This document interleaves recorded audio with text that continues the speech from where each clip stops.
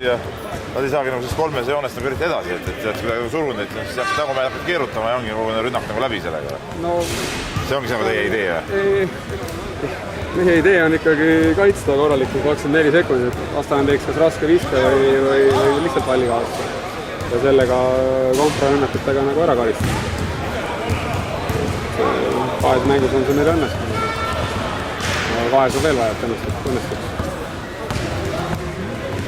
Aga nüüd tundub, et ikka seeria nagu tehtud? Ei, kindlasti mitte. No neil mis variante sa neil näed? No ei ole mingit varianti. Kuidas ei näe? Esimesed 2 mängu saime... Kas lööd ise udud?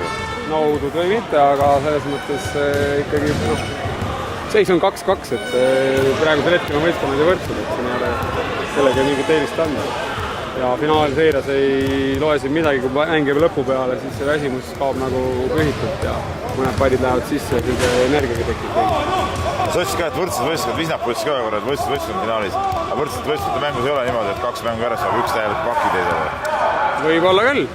Täielik pakk ei olnud, et ega siin kolmanda veeranda või neljanda veeranda algus seal 10 minutit mängida 17 vahega, see peab olema nagu kindel juba, aga kunagi ei tea, on ju ennegi näiteid olnud, et see ei ole veel nagu piisav edu. Ärge provotseerige siin midagi. No kurat, ikka provotseerige.